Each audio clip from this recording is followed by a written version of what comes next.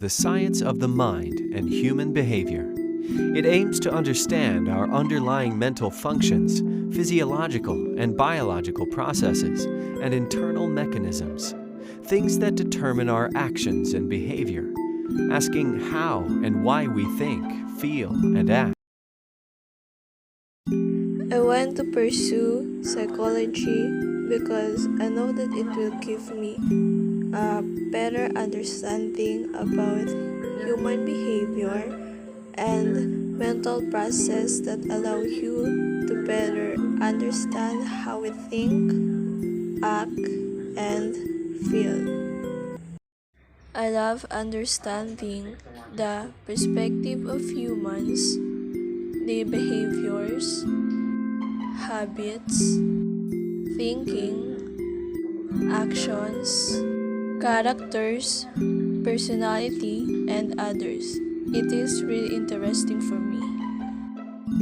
Having a clear understanding over things and minds sharpens your ability to communicate and reach another mind.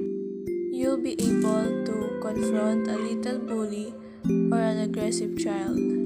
Having studied the background and major factors that lead to their misbehavior would help you communicate with the child.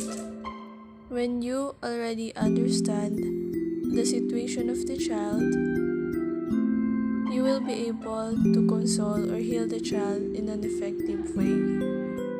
And also, you can share the feelings with the child.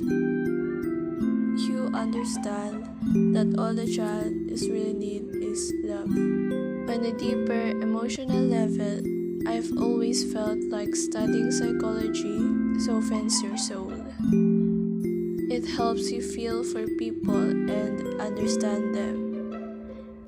You lose most of your anger.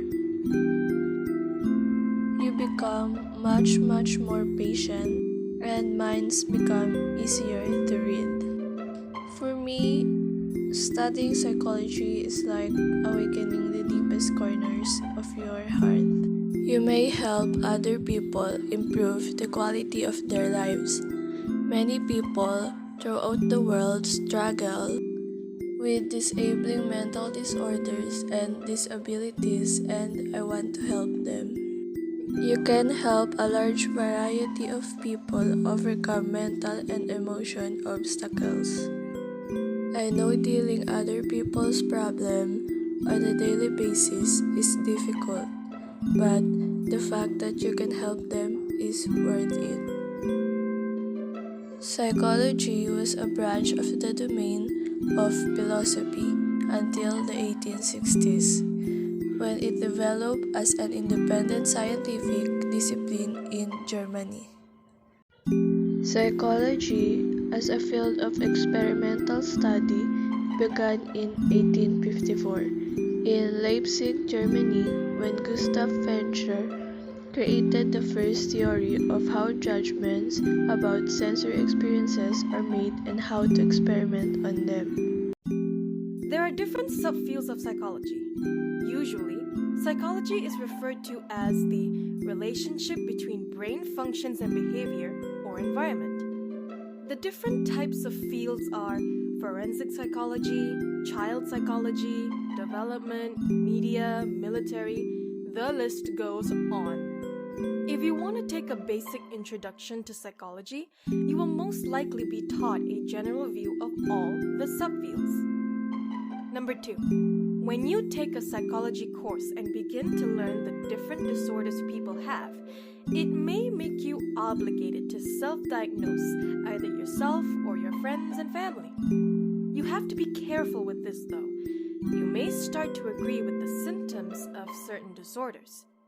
If you find this happening, you should seek a professional opinion. Even though you are learning about psychology, you are far from professional, and it's good to seek help if you need it. Number 3. You do not learn therapy techniques. You will learn about different disorders and what influences them, but you do not learn how to treat them or diagnose them. Being a psychology student gives you an advantage, though, to seek professional help for those people in need. It is important to not take a professional role when there is a lot more that you have to learn beyond that one psychology class. Number 4. Do not try to analyze people. Taking one psychology class will not make you able to read people's minds. Psychology is a study of the human mind to improve one's health, which benefits the world. Analyzing someone's mental illness without their consent should not be done for the satisfaction that you will receive. And number 5. Remember that psychology is a science. It thrives on research and experiments like any other science field. It's important to back up your knowledge and facts and properly cite it. A lot of what you'll learn in an introductory psychology course is how good or bad a study or experiment was. Most of the research in psychology comes from correlational research, which means the relationship between two variables. So let's go over some of the history of social psychology. The impact of society on the individual has been in the minds of psychologists and philosophers since the ancient Greeks. Aristotle, for example, emphasized the importance of a state or political community has on an individual's survival. He also believed that our language and laws separated us from other animals, and that some of these laws included everyone's different roles to create a thriving economy. But Aristotle didn't conduct experiments the way that psychologists do now.